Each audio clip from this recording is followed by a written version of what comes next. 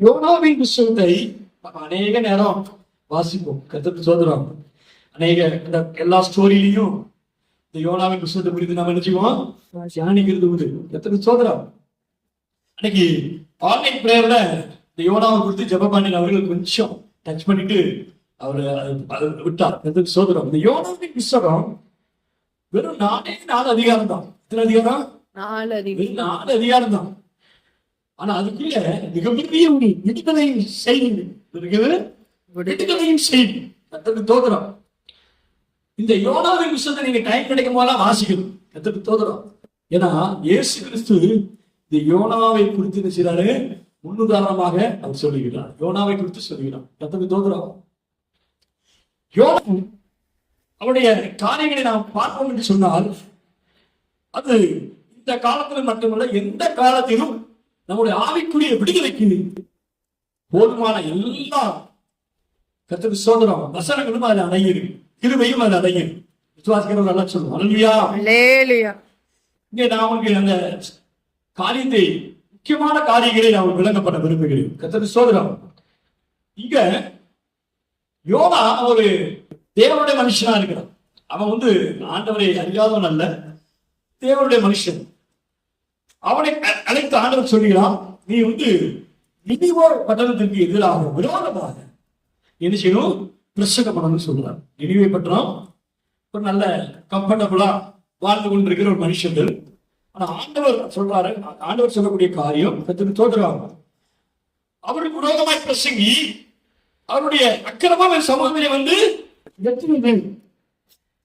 எப்பெல்லாம் ஒரு மனுஷனுடைய ஸ்பாவம் கர்த்தருக்கு ஸ்தோத்திரம் அது மாறும் பொழுது, தேவனுடைய பார்வைக்கு நம்முடைய அக்கிரமங்கள் தெரியும் போது, அவர் அதை அப்படியே அக்கிரமத்தில் அழியறதுக்காக விடுறதில்லை. இந்த அக்கிரமத்திலிருந்து நம்மளை மீட்கும்படியாக, அந்த பாவத்திலிருந்து மீட்கும்படியாக, அந்த பிரச்சனையிலிருந்து நம்மை மீட்கும்படியாக தேவன் விரும்புகிறார். அப்போ யோனா சொல்றாரு, நீ போய் என்ன செய்ய, நினிவேக்கு விரோதமாய் நீ பிரசங்கம் பண்ணு, என்னுடைய வார்த்தையை சொல்லு. நினிவே அழிக்கப்பட போகிறது, நினிவே அழிக்கப்பட போகிறது. உங்களுடைய ஸ்பாவம் எனக்கு என்ன பிடிக்கல. கர்த்தருக்கு ஸ்தோத்திரம்.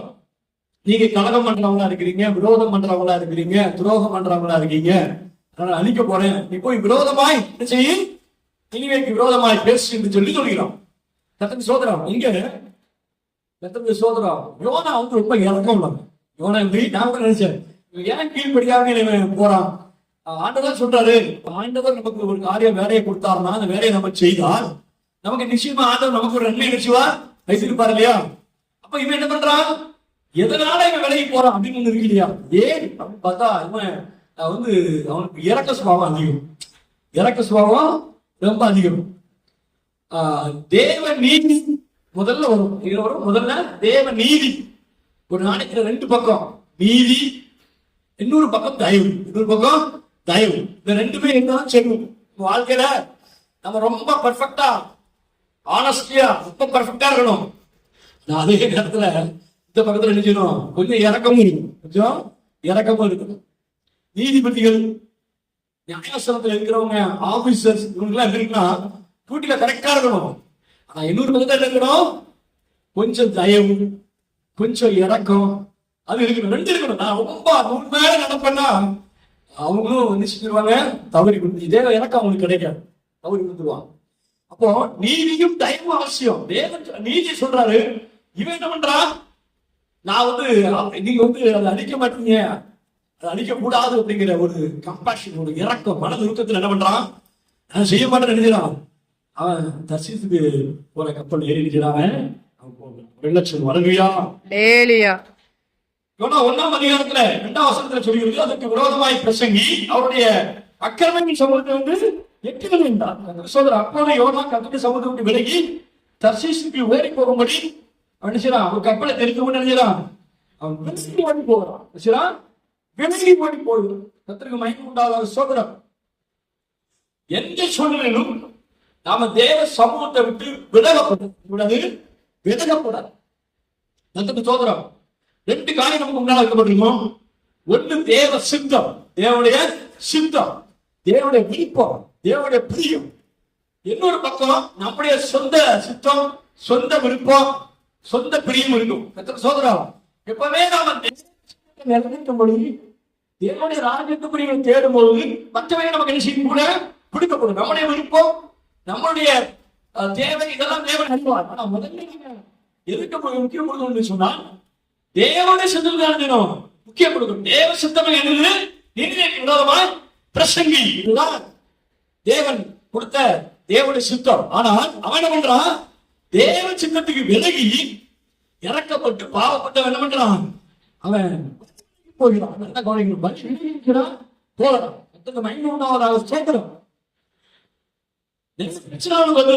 பிரச்சனைகளுக்கு காரணம், நம்மளுக்கு நிறைய பிரச்சனை இருக்கும். ஒவ்வொருத்தருக்கும் ஒவ்வொரு விதமா இருக்கும் பிரச்சனை. சிலருக்கு முள்ளு குத்துனாலே தாங்க மாட்டாங்க. முள்ளு எடுக்கிற வரைக்கும் எனக்கு அவருக்கு ஐயோ முள்ளு குத்துட்டு ஒரு நாள் சொல்லிடுவாங்க. சிலருக்கு கையில பெரிய வெட்டு ஒன்று ரத்தம் வந்தாலும் சும்மா கட்டிட்டு ஒண்ணு இல்லை அப்படின்னு உட்கார்ந்துருப்பாங்க. ரத்தம் சொல்றோம். முள்ளு குத்துறது ஒரு சிலருக்கு பெரிய பிரச்சனையா இருக்கும். இது போல ஒவ்வொருத்தருக்கும் ஒவ்வொரு பிரச்சனை இருக்கும். நமக்கு மனுஷனுக்கு நேரிட்ட சோதனை இல்லாமல் நமக்கு வேற சோதனையை நேரிடுவதில்லை. சோதனை அழகு நாம் தப்பிக்கும்படியான போக்கை கட்டளையிடுவார். நமக்கு சோதனை நெருக்கம், எல்லாருக்கும் ஒரு நெருக்கம் இருக்கும். ஒரு சிலர் பண நெருக்கம் இருக்கும், வியாதி என்கிற நெருக்கம், சிலருக்கு சத்துரு என்கிற நெருக்கம், சிலருக்கு குடும்பத்துல சில நெருக்கம், சொந்தக்காரங்க மத்தியில் நெருக்கம், வேலை பார்க்கிற இடங்கள நெருக்கம் சோதனை.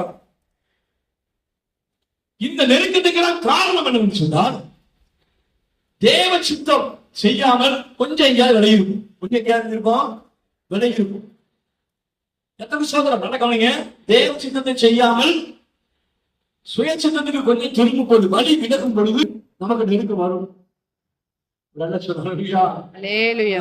தேவ சித்தமே செய்து கொடுத்திருக்கிறேன், எனக்கு நெருக்கமா இருக்குன்னு சொன்னா அப்ப சத்தியம் பொய்யில்லை. சோதரம் சத்தியம் பொய்யா. நமக்கு நெருக்கம் ஏன்னா, நமக்கு பிரச்சனை ஏன்னா, எங்கேயோ ஒரு இடத்துல தேவ சித்தத்தை விட்டு கொஞ்சம் விளையிடும், கொஞ்சம் விளையிட்டோம், நிறைய விளையிருப்போம், அறிவு விளையிருப்போம், அறியாம விளையிருப்போம்.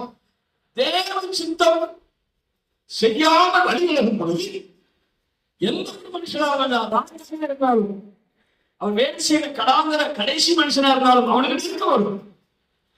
இந்த உலகத்துல எல்லாரும் எப்படி இருக்காங்க? எல்லாருக்கும் ஒரு விதமான நெருக்கம் இல்லாத மனுஷனே கிடையாது. ஸ்தோத்திரம். நெருக்கம் இன்னொரு விதத்துல நெருக்கம். கத்துக்கு மயம் உண்டாத சோதரம். படிக்கிற பிள்ளைகளுக்கு அந்த ஹெவியான எஜுகேஷன் ஒரு நெருக்கம். விலைக்கு போகக்கூடாது, படிக்கிறத விட்டு எழுதக்கூடாது. அப்புறம் ரொம்ப பாட கஷ்டமா இருக்கு, விலைக்கு போனா என்ன ஆகும்? மார்க் போட முட்டை தான் வரும். கத்துக்கு சோதரம். பாருங்க, தேவ சித்தம் செய்யணும். தேவ சித்தம் நம்ம செய்யறோம்னா நமக்கு பிரச்சனை செய்யும் வரும். பரிசுத்த நாமத்திற்கு மயம் உண்டாவதாக சோதரம். இங்க யோனா அந்த கப்பல்ல ஏறி போறான். ரசிக்கு போற கப்பல் நினைக்கிறான், ஏறி போகிறான். தேவன் அந்த கப்பலுக்கு என்ன ஒரு ஒரு சோதனையை கட்டளை இருக்கிறான். நம்ம சாதாரணமா வாசிக்கிறோம். அங்க பாருங்க, அந்த கப்பல் உடைஞ்சு போயிருமா, கடல் வந்துருச்சுதான். போயிட்டு இருக்கிறோம் போட்ல, கடல்ல. இந்த கரையும் தெரியாது, அந்த கரையும் தெரியாது, இந்த கரையும் தெரியாது, நடுக்கடல்ல போயிட்டு இருக்கீங்க. நடுக்கடல்ல யோனா பிரயாணம் பண்ணி கொண்டு இருக்கும் போது நடந்த சம்பவம் எங்க? நடுக்கடல்ல. வசனம் இருக்கு, நடுக்கடல்ல தான். இந்த நடுக்கடல்ல திடீர்னு கடல் கொந்தளிக்கும். சோதரம் கொந்தளிக்கா அடைக்கணும், அப்படி இல்ல, படகு கப்பல் உடைய முடியாது. கப்பல் உடைய முடியும். சில பிரச்சனை நமக்கு நாம அழிஞ்சோம் அப்படிங்கிற மாதிரி பிரச்சனை இருக்கும். சோதராம அழிஞ்சோம், இதோட ஓல்சி இருக்காத அப்படின்ற மாதிரி கப்பல் உடைய முடியும். ஆனா உடைய விட மாட்டார்.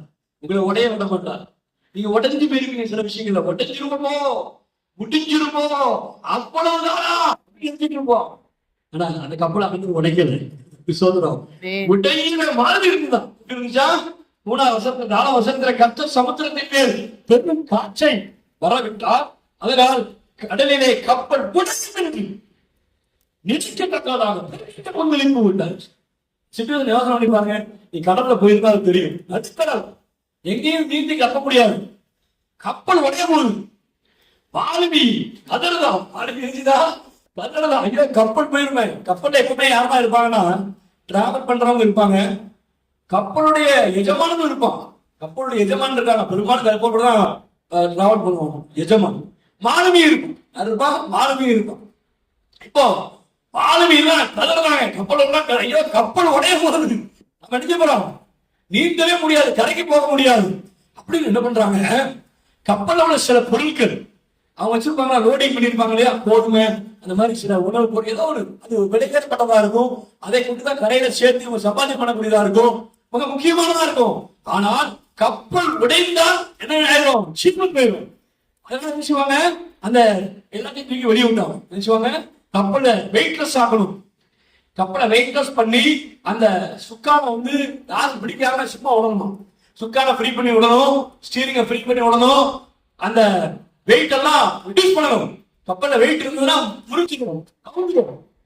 அப்போ அவங்க என்ன செய்யறாங்க, ஆளுமை செய்யறான், கர்த்தருக்கு ஸ்தோத்திரம், இருக்கிற கப்பல்ல உள்ள பொருள் எல்லாத்தையும் வெளியே விடுறான், கப்பல் உடையக்கூடாது, கப்பல் கவுந்துடக்கூடாது, கப்பல் சேதப்படக்கூடாது, அவங்க பிரயாசம் பண்றாங்க.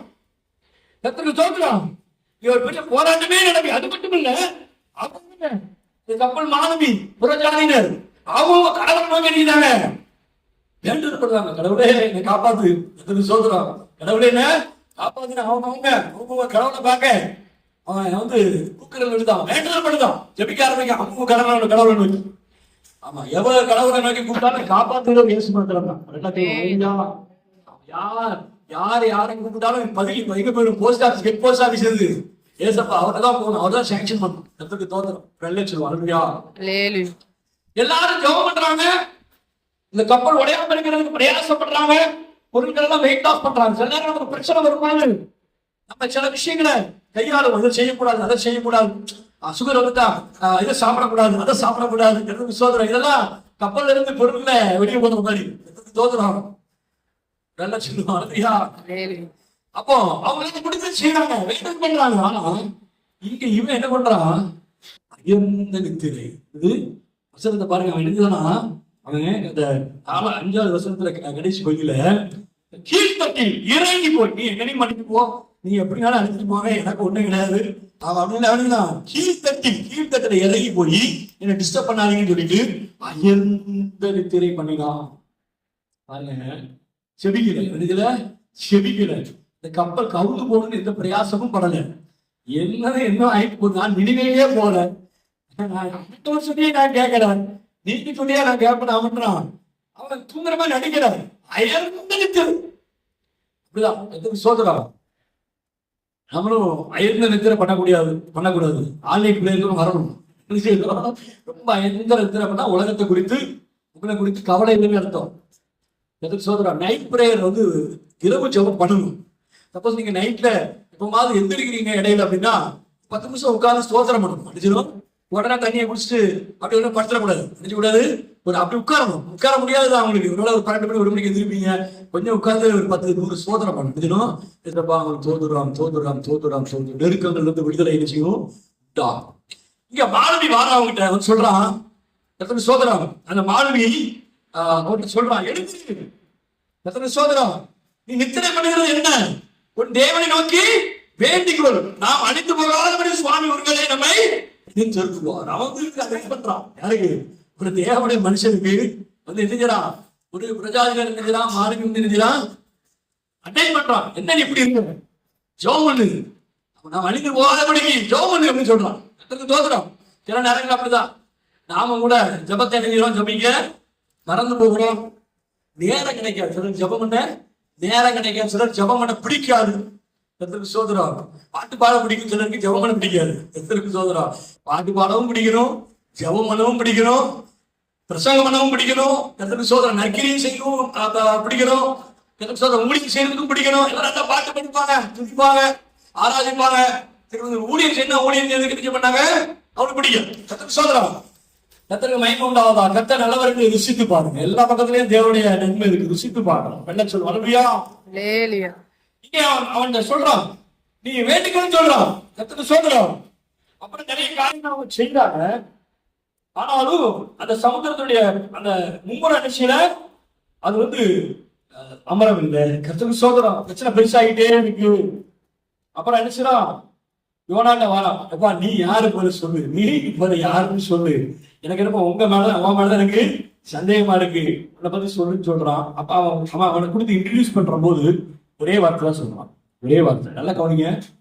நான் கர்த்தருடைய சமூகத்தை விட்டு ஓடி போகுது நீ சொல்றான். அவனை பத்தி இன்ட்ரடியூஸ் சொல்றான். இத்தனாவது வசனம், 10வது வசனம், அவன் கர்த்தருடைய சமூகத்தை விட்டு ஓடி போகிறவன் என்று தங்களுக்கு அறிவிக்கிறதா. அவன் ஒத்துக்கிட்டான். ஒத்துக்கிட்டான். நான் தான் என்ன பண்றேன், கர்த்தருடைய சமூகத்தை விட்டு நினைவேக்கு போகாம ஓடி போறேன். ஓடி போறதுனால வழிக்கு போறதுனால கப்பல் கொந்தளிச்சுட்டு இருக்கு. இதை கொந்தளிக்க பண்ணுகிறவர் ஆண்டவர். இந்த நெருக்கத்துக்கு காரணம் ஆண்டவர். நீ என்னத்தையும் உள்ள போட்டிருக்க அவருக்குள்ள நேரம் எல்லாம் சரியாது. அவன் என்ன செய்யறான், அவன் நல்லா தெரிஞ்சு போச்சு. இவ்வளவு அவன் இறக்கம் உள்ளவன் இல்லையா, நம்ம ஒரு ஆளால இவ்வளவு பேர் சாகணுமா. அவன் இறக்கம் உண்டு. இவனுக்கு இறக்கம், சர்ச்சைக்கு மேல இறக்கம். நினைவை கடிந்து கொள்ள அவனுக்கு பயம். அப்ப அவன் சொல்றான், மத்த எல்லாரும் நமக்காக ஏன் சாகணும், அப்ப என்னத்தையும் உள்ள போட்டுரு நினைச்சிடும் கடல். ஆனா உடனே அவங்க அதை செய்யலை. உடனே என்ன செய்யல, அவங்க செய்யல. அவங்களும் சரி அப்படின்ட்டு என்ன செய்யறாங்க, சோதரம் 12ஆம் வசனம் சொல்றான், நீங்கள் என்னை எடுத்து சமுத்திரத்திலே போட்டு விடுங்கள், அப்பொழுது சமுத்திரம் அமைந்திருக்கும். இந்த பெரிய சோதனை சோதரம் உங்கள் மேல் வந்தது என்று என்னாலதான் வந்ததுன்னு அறிவேன். கத்துக்கு சோதரம். ஆனாலும் அவங்க என்ன செய்யல, ஐயோ மனுஷனை உள்ளத்துக்கு போட்டு நம்ம கப்பலை காப்பாற்றணும் அப்படியே கடவுள் சொல்லுவாரு, நடக்காது அப்படின்னு அவங்க நினைக்கிறாங்க. மறுபடியும் முயற்சி பண்றாங்க, தண்ணி வடிக்கிறாங்க, மறுபடியும் போட்ட சரி பண்ண முயற்சி பண்றாங்க. அவங்களால நிச்சயம்ல முடியவே இல்லை. கடைசியில ஆண்களுடைய வல்லமைய அவங்க உணர்றாங்க. இப்ப சொல்றாங்க, இரத்த பலி எங்க மேல இருக்கக்கூடாது. கத்துக்கு சோதனை, இந்த இரத்த பலி எங்க மேல இருக்கக்கூடாது. குற்றம் இல்லாத இரத்த பலி எங்க மேல் சுமக்காதிரும். நாங்கள் உள்ள போட போறோம், ஆனா அந்த பாவம் இருக்கக்கூடாது என்று சொல்லிட்டு கத்துக்கு சோதரம். கடைசி அவங்க வார்த்தை சொல்றாங்க, கத்துக்கு சோதரம். இந்த 14வது வசனத்துல தேவரின் கர்த்தர், தேவரின் கர்த்தர் உனக்கு சித்தமா இருக்கிறபடி செய்கிறீர். வாசிங்க, கர்த்தர் தேவரி சொல்லுவோம், தேவரி கர்த்தர் உனக்கு சித்தமா இருக்கிறபடி செய்கிறீர். யார் சொல்றா, புறஜாதிகள் சொல்றாங்க. புறஜாதிகள் சொல்றாங்க, எமக்கு சித்தமா இருக்கிறபடி செய்கிறீர். யோனா தேவ சித்தம் செய்யல, தேவ சித்தம் செய்யல. அங்க தேவ சித்தம் செய்ய வைக்கப்படி ஆண்டவர் என்ன செய்யறாரு, இந்த சோதனையை நிமிதிக்கிறார். வாசிக்கிறோம், தேவரின் கர்த்தர் உமக்கு சித்தமா இருக்கிறபடி செய்கிறீர். அப்ப தூக்கி கடல்ல போடுறாங்க. என்ன ஆயிட்டு, கடல் என்ன ஆயிட்டு, கர்த்தருக்கு சோதரம். சமுத்திரத்துக்கு அவன் விழுந்துட்டான், கடல் அமைதி ஆயிடுச்சு. நைட்டு அமைதி ஆயிடுச்சு. கர்த்தருக்கு சோதரம். அப்பொழுது மனுஷன் கர்த்தருக்கு பயந்து, மிகவும் பயந்து கர்த்தருக்கு பலியிட்டு பொருத்தனைகளை பண்ணுவார். சரி பாருங்க, ஒரு மனுஷனை உள்ள போட்ட உடனே சமுத்திரம் அப்படியே அமருது, கப்பல் பிழைச்சுக்கிறது. நாம நினைச்சாங்க கர்த்தருக்கு பயப்படுறாங்க. யோனாவால பிறர் கர்த்தருக்கு பயப்படுறாங்க. கர்த்தருக்கு பயந்தவர்கள் ரட்சிக்கப்படுவார். வசனம் எழுதுகிறது, கர்த்தருக்கு பயந்தவர்கள் ரட்சிக்கப்படுவார். கர்த்தருக்கு சோதரம். அப்போ யோனாவை உள்ளிக்கு போட்டதுனால இந்த கப்பல்ல இருந்தவங்க நினைச்சாங்க ரட்சிக்கப்படுறாங்க. சொல்லுவாங்க, பயப்படுறாங்க. ஆண்டவருக்கு பயப்படுறாங்க, அதுக்கு பழகிடுறாங்க. ஆண்டவருக்கு பலியிடுறவனா மாத்திடுறான். யோனா என்ன பண்றான், கப்பல்ல இருக்கவங்கள ஆண்டவர் பிள்ளையா அவன் மாத்திடுறான். கர்த்தருக்கு சோதரம். அப்புறம் அவன் சொல்றான், அவன் என்ன பண்றான், கர்த்தருக்கு சோதரம். இதுக்கு என்ன பாத்தீங்கன்னா, நாம கப்பல்ல அவனை தூக்கி போட்டதை நினைப்போம், அப்புறம் மீன் வயிற்றுக்குள்ள அவன் போனதான் நினைப்போம். தியானம் எப்படி பண்ணுவோம், கப்பல்ல நடந்த சம்பவம் அவனை உள்ளி தூக்கி போட்ட வரைக்கும் தியானிப்போம், அப்புறம் அப்படிங்கிறத நம்ம தியானிப்போம். ஆனா மூளையில அவன் கடல்ல அவன் பட்ட பாடல் பாருங்க. மீன் விழுக்கிறதுக்கு முன்னால, யோனாவை மீன் விழுக்கிறதுக்கு முன்னால கடல்ல அவன் பட்ட பாடல் பாருங்க, அது பரிதாபமான பாடல். அந்த பாடல் இப்ப நமக்கு இருக்கு. கர்த்தருக்கு சோதரம். என்ன சொல்லும், மலனியா அனைவருக்கு இந்த பாதை இப்போ இருக்கும். கர்த்தருக்கு மிகவும் உண்டான சோதரம். சமுத்திரத்துல நட்டுப்பயமான ஆழம் என்ன சொல்லப்பட்டிருக்கு, கர்த்தருக்கு சோதரம். அது எந்த வசனத்துல இருக்கு, 2ஆம் அதிகாரம் 3ஆம் வசனத்துல சமுத்திரத்தின் நடுமயமான ஆழத்திலே கடலில் நடுங்க போட்டிருக்கு. சில சூழ்நிலை இருக்கும், கடலுக்கு விழுந்த மாதிரி, கடலுக்கு விழுந்த மாதிரி கர்த்தருக்கு ஸ்தோத்திரம். ஒரு தத்தளி கர்த்தருக்கு ஸ்தோத்திரம். அது மாத்திரமல்ல, நீரோட்டம் என்னை சூழ்ந்து கொண்டது. நீரோட்டம் என்னதுதா? நீரோட்டம் சூழ்ந்துட்டு எதிர்க்கு மாதிரி. அதாவது நீங்க நீச்சல் அடிக்கிற மாதிரி இல்ல, நீரோட்டம் நினைச்சது அவனை சூழ்ந்து கொண்டது. கர்த்தருக்கு ஸ்தோத்திரம். அது மாத்திரம் கிடையாது, சோதரம் வெள்ளங்களும் மனசுகளும் எல்லாம் என்னை நெருக்கிச்சு. வெள்ளங்களும் ஒண்ணு நினைச்சுதான் யோசனை பண்ணி பாருங்க. நடுக்கடல்ல நினைச்சு வெள்ளங்களும் அணைகளும் அவனை நெருக்கிச்சு. வாழ்க்கையில சில பிரச்சனை உங்களை அப்படிதான் நெருங்கிட்டு இருக்கும். வெள்ளங்களை போல, சோதரம் அலையை போல நெருக்கம், வியாதி என்கிற நெருக்கம், பாவம் என்கிற நெருக்கம், சோதரம் பிரச்சனைகள். ஒவ்வொருத்தருக்கும் ஒவ்வொரு விதமான பிரச்சனைகள். ஒருத்தருக்கு இந்த மாதிரி ஒருத்தருக்கு இருக்காது. அப்ப நெருக்கம் அலையை போல, சோதரம் ஆனந்தை போல, வெள்ளத்தை போல நெருக்கம். ஆனா வெளியே என்ன செய்ய மாட்டோம், சொல்ல மாட்டோம். கர்த்தருக்கு ஸ்தோத்திரம். தண்ணீர் மரணம் நெருங்கிச்சு. மரணம் நெருங்கிச்சு. செத்து போயிடுவோம், இதோட அனுப்பி போயிடுவோம் நினைக்கிறேன். ஆணிகளை சூழ்ந்தது எல்லாருக்கும் இங்க வளர்த்து பாத்தீங்கன்னா, சரி இந்த கடல் பாசியா சும்மா இருக்கலாம்டா, கடல் பாசியின் தடையை சுற்றி விட்டது. எப்படி இவனே போத்தரவுல இருக்கான், இல்ல கடல் பாசி இருந்து அவன் தலையை சுட்டிக்கிட்டான். எவ்வளவுக்குள்ள அந்த அனுபவத்தை அப்படியே எழுதுறாங்க பாருங்க. சோதரம் நடந்தது. இது வந்து ஸ்டோரி இல்லை, கதை இல்லை. ஆள் கிடந்தாங்க அந்த கோயில்ல, அப்படியே கிடக்காம. இப்படிதான் நம்மளே தண்ணிங்க கஷ்டப்பட்டு இருப்போம், நம்மளே வாழ கஷ்டப்பட்டு இருப்போம். அப்ப மாதிரி கடல் பாசி மாதிரி சொல்லிட்டுவாங்க, தண்ணியை சுத்திக்கிடுவாங்க. சில கடல் பாசி இருக்கும் உங்களுக்கு, சில நபர் நினைச்சுவாங்க கடல் பாசி மாதிரி நீ என்ன முங்கலையா, நீ என்ன அடியிலையா, நீ என்ன பிரச்சனைகளை சாகரி. கடல் பாசி மாதிரி தடையை சுத்திக்கிறோம். அனுபவம் இவ்வளவு வேதனை நிமிச்சிருப்பா பாருங்க யோனா. சோதரம் சரி அப்படியே நீங்க எல்லாமான்னு பார்த்துருப்பான். இருக்கே ஆழத்துல இருக்கவே கடல் பாசியும் தலையறிஞ்சது. தலையை நிமிட விட முடியாது, அப்படி மூச்சு விட முடியாது. கொஞ்சம் மூச்சு இருக்கு, மேல வந்திருப்பான். கொஞ்சம் மேலையா வர ஆண்டவர் இப்ப நிறுத்தாரு. கொஞ்சம் தச்சு திறந்து இருந்திருப்பான். அந்த ஆழத்துல மேல வந்து மூச்சு எடுத்திருப்பான். அப்ப பார்த்து கடல் பாசி மூச்சியாடி விடுத அப்படி என்ன கடல் பாசி வந்து எப்படி பாருங்க. உங்களை குட்டிட்டாங்க தண்ணி நடுக்கடல்ல, நீங்க கொஞ்சம் தத்தரிச்சு நீச்சல்ல மேல வந்து மூச்சு எடுக்கீங்க. அப்போ ஒரு கடல் பாசி மூச்சு எடுக்க முடியாம சுத்திக்கிட்டு இருக்கு பாருங்க. எவ்வளவு நெருக்க பாருங்க. தேவ சித்த நேரம் நெருக்க பாருங்க. கட்டுக்கு சொல்ற நல்ல சொல்லுவாங்க. அங்கிருந்து ஆண்டவர் கைவிடும். ஆண்டவர் இது பண்றாரு, எப்படியாவது யோனாவை பயன்படுத்துறோம். கப்பல்ல கொஞ்சம் ரசிக்கப்பட்டாங்க, எப்படியாவது இவனை போட்டுதான் செய்யணும் அப்படின்னு ஆண்டவர் வைராக்கியமா இருக்கிறார். பரிசுத்தாக நம்ம இருக்கிறா வைராக்கியம் வாங்கி என் பிள்ளை, என் ஜனம், சோதரம் என்னுடைய ஊழியக்காரன் சோதரம் வாஞ்சிய வைராக்கியம் வாங்கி விட்டு விட மாட்டாரு. அல சுத்தலாம், நீங்களாம் சோதரம் பாசி சுத்தலாம், என்னன்னாலும் நடக்கலாம், விட்டு கொடுக்கவே மாட்டாரு. அல்லையா, உன்னை விட்டு கொடுக்க மாட்டாரு. நீ அமிழ்ந்து போவதில்லை, அழித்து போவதில்லை, ஊக்கி எடுப்பார். இப்போ ஆண்டவர் பிளான் நினைச்சது ஒரு மீன் ஆண்டவர் கட்டளையிடுதா. மீன் உடிக்கிட்டு வயிற்றுக்குள்ள போனா எப்படி இருக்கும்? மீன் வயிற்றுக்குள்ள நல்லா ஏசி போட்டு கப்பட்டவளா, நல்ல சாப்பாடு, டைனிங் டேபிளா வச்சு வாங்க வேணா உள்ள வந்துட்டீங்களா, ரெண்டு மீன் பொடிச்சுட்டு சாப்பிடுங்க அப்படியா வச்சிருப்பாங்களா? எப்படி இருக்கும்? மீன் வயிற்றுல அதை விட நெருக்கமா இருக்கும். என்ன செய்யும்? என்னதெல்லாம் சாப்பிட்டு போகுது, அது டைஜஸ்ட் ஆகிட்டு இருக்கும். நல்ல ஸ்மெல் பயங்கரமா இருக்கும். உள்ள இருக்க முடியாது இல்லையா, இருக்கும். வயிற்றுக்குள்ள இருந்தவன் என்ன பண்றான்? இப்பதான் லேசா என்ன பண்றான்? தேவனுடைய ஆலயத்தை நோக்கி, எருசலேமை நோக்கி கவனத்தை திருப்பி அவன் விண்ணப்பம் பண்றான், ஜெபிக்கிறான்.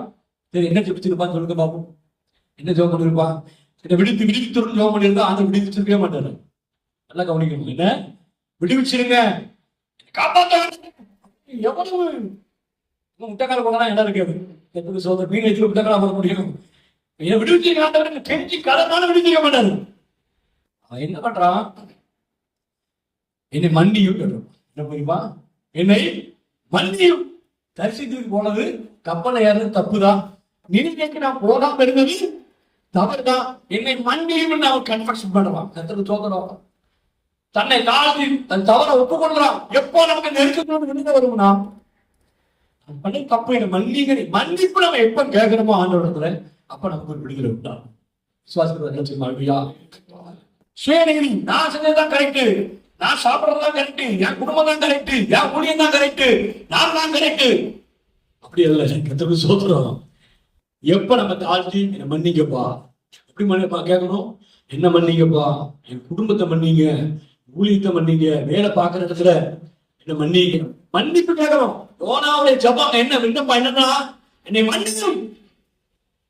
நான் தர்ஷத்துக்கு போனது தப்பு, கப்பல ஏற தப்பு, இனிமேல் போகாமல் இப்படி பேச்சை கேட்க சித்தம் செய்யாமல் சுய சித்தம் செய்தது தவறு, என்னை மன்னியும் என்று சொல்லி வருகிறான். மீன் நினைத்துல அவன் ஜெபிக்கிறான். அந்த ஜெபத்தை கர்த்தர் கேட்டு, அந்த ஜெபத்தை கன்ஃபெஷன், அந்த தாழ்மை, அந்த மன்னிப்பை ஆண்டவர் கேட்டு அந்த மீனை கரையில போய் இருக்கிறாரு, துப்பப்பட்டார். கரையில அவனை வெளியேற்றப்படுகிறான். நம்ம வாழ்க்கையில நிறைய கடற்பாசி, நிறைய சூழ்நிலை நம்ம சந்திக்க வேண்டியிருக்கும். நிறைய புயல், நிறைய வெள்ளம், நிறைய தண்ணீர் பிரச்சனை, வியாதி, கடன் பிரச்சனை, சத்துரு நெருக்கம், இருக்கும். மனுஷனுக்கு நேர சோதனை இல்லாமல் வேற ஒன்றும் இல்லை. மனுஷனுக்கு சில சோதனை இருக்கு, மனுஷனால் சில சோதனை இருக்கு. அந்த சோதனையை நாம ஜெயிக்கணும்னா நம்ம நினைச்சோம் ஜெப ஜீவித்துக்குள்ள வரணும். யோனா ஜெபிக்கவே இல்லை. முன்னாள் பாருங்க, மாலுமி ஜெபிச்சா, கடல்ல பயணம் பண்ணவங்க ஜெபிச்சாங்க, அவன் முன்னாடி ஜெபிக்கல. இந்த மீன் வைத்துக்கு போற வரைக்கும் அவன் ஜெபம் பண்ணவே இல்லை.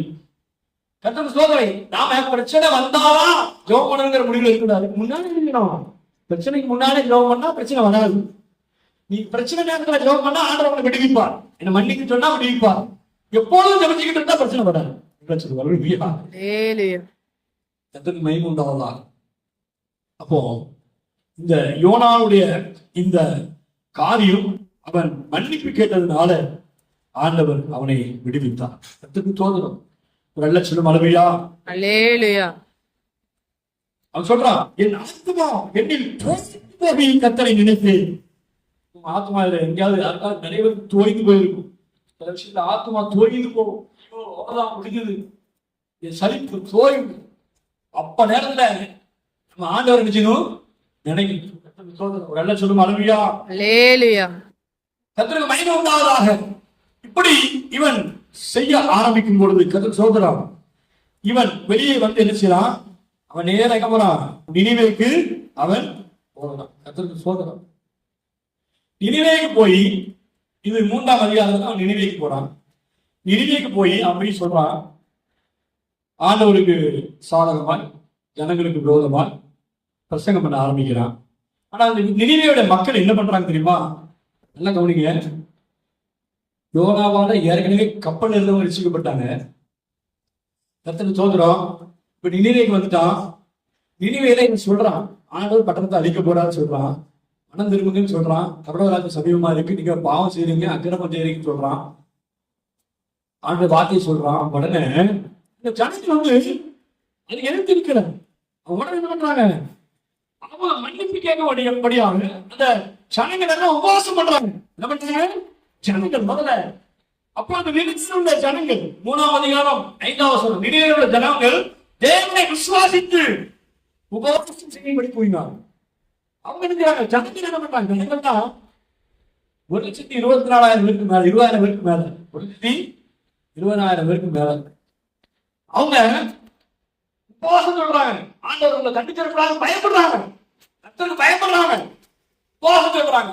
அது மாத்திரமல்ல, சிறியோரிலிருந்து பெரியோர் வரைக்கும் ரத்தொடுத்தினார்கள்.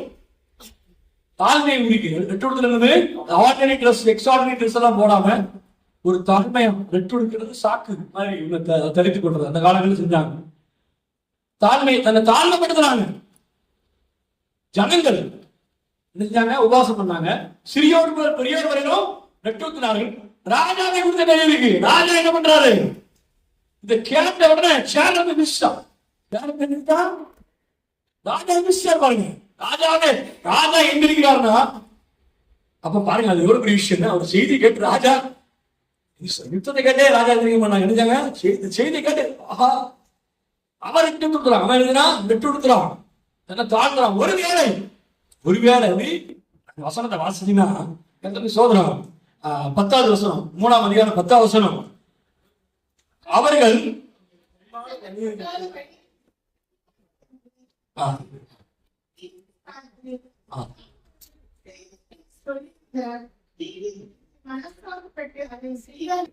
இது தேவன் செய்தது. அதுக்கு முந்தின வசனம் 8வது வசனம். மனுஷரும் மிருகங்களும் ரெட்டினால் மூடி தேவனை நோக்கி உரத்த சத்தமாய் கூப்பிடவும் அவனவன் தம் பொல்லாத வழியையும் அவனவன் தம் பொல்லாத வழியையும் தம் கையில் உள்ள கொடுமையும் திருக்க கடவுளையும். ஏன் நெருக்கம்? ஏன் பிரச்சனை? ஏன் கண்ணீர்? ஏன் கதறல்? அப்படி என்ன இருக்கு? பொல்லாத வழி. தேவனுடைய வழி இந்த பக்கம், தேவனுடைய வழி இந்த பக்கம், பொல்லாத வழி. ஒண்ணு நம்ம தேவனுடைய வழியில் நடந்தா நமக்கு இருக்கிறது, பொல்லாத வழியில் நடந்தா நமக்கே தெரியாது. பிசாசு அழகா பொல்லாத வழியில் அப்படியே கொண்டு போயிடும். கர்த்தருக்கு ஸ்தோத்திரம். அப்ப பொல்லாத அந்த வழியையும் தம்முடைய கையில் உள்ள கொடுமையும் இந்த திரும்ப பண்றான்.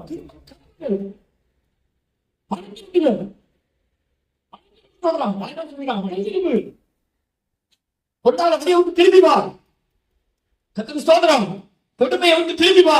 கன்ஃபஸ் பண்ணு. எல்லாரும் கன்ஃபஸ் பண்றாங்க. நல்லா கவனிங்க. இவன் ஆண்டவர்கிட்ட கன்ஃபஸ் பண்றான்.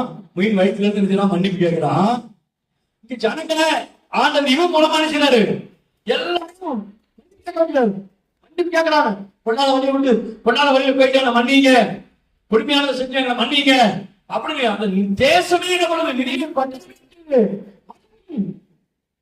கர்த்தருக்கு ஸ்தோத்திரம். நல்ல சொல்லுவியா? கர்த்தருக்கு மகிமை உண்டாவதாக. ஸ்தோத்திரம். சிரிப்புற காரியம் 2வது அந்த வசனத்துல 9வது வசனத்துல கீழ்ப்பகுதியில ராஜா சொல்லக்கூடிய காரியம், தம்முடைய உக்கிரம கோபத்தை விட்டு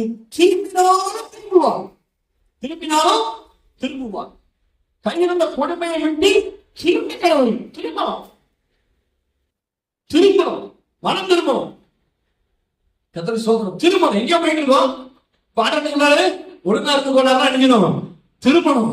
கர்த்தருக்கு ஸ்தோத்திரம். ஒழுங்கான மேல திருமணம், மனம் திரும்புதல், திருமணம். இன்னைக்கு உங்களுக்கு இருக்கிற பிரச்சனை, உங்களுக்கு இருக்கிற பாடு, உங்களுக்கு இருக்கிற கவலை, நெருக்கம், இது தீர்வுனா நீங்க திரும்பணும். அப்படியே நின்னா திரும்பாம இருந்தா நினைச்சது சரியா? திருமணம். கர்த்தருக்கு ஸ்தோத்திரம். திருமணம். எதுக்கு திருமணமோ அது திருமணம். என் வழி நேர் வழின்னு நேரம் அடைஞ்சுக்கூடாது, நடக்கக்கூடாது. மன்னிங்கப்பா, நல்ல வழி என்று பார்த்து பூர்வீக வழியிலே நடவுங்கள். வழி எதிர்பார்க்கணும். திருமணம், மனம் திரும்புங்கள், பரவராஜன் சமீபமா இருக்கு. உடைய பிரச்சனைகள் தீரணுமா? நீ மன்னிப்புகள் சொல்றாங்க.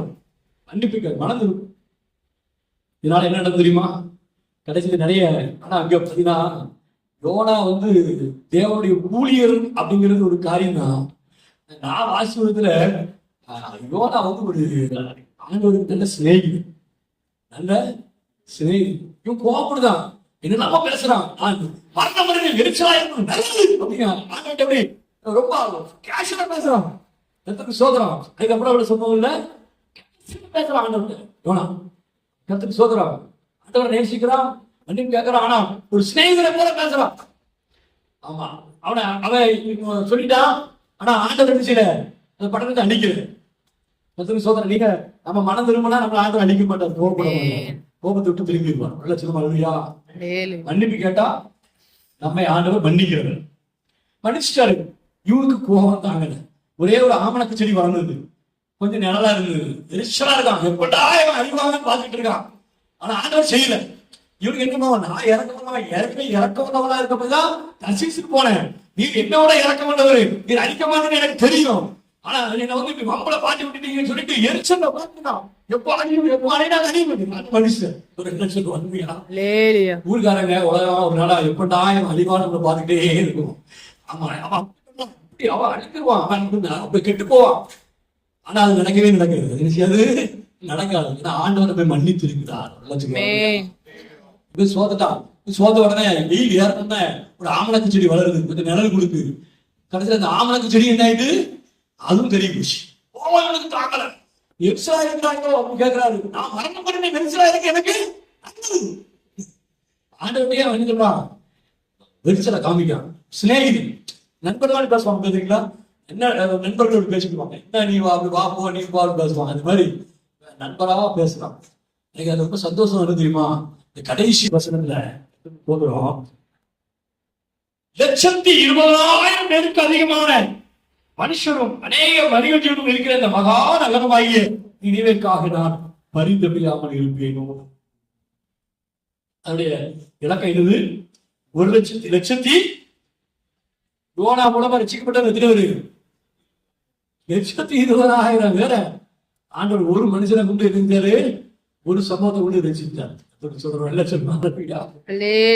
தேவ சித்தம் செய்தால் நம் மூலமா பிறர் ரசிக்கப்படுவாங்க. நாமும் ரசிக்கப்படுவோம், நம் மூலமா பிறர் ரசிக்கப்படுவாங்க. சோதனம் படகுல இருந்த மானுமே அவங்க எல்லாம் கர்த்தருக்கு பயந்தவர்களாய் மாறினாங்க. கர்த்தரை துதித்து கொண்டாங்க, தொழுது கொண்டாங்க. இங்க 1,20,000 பேருக்கும் அதிகமானவர்கள் கர்த்தருக்கு சோதனம். நம்மையும் ஆண்டவருக்கு பயன்படுத்த விரும்புறாங்க. நாம மன்னிப்பு கேட்டு மனம் திரும்பினா ரசிக்கப்படுறோம். நாம ரசிக்கப்பட்டோம்னா நம்ம மூலமா இன்னும் ரசிக்கும். ரட்சிப்பு எப்படி தெரியுமா? அக்கினி பத்தி எரியும்.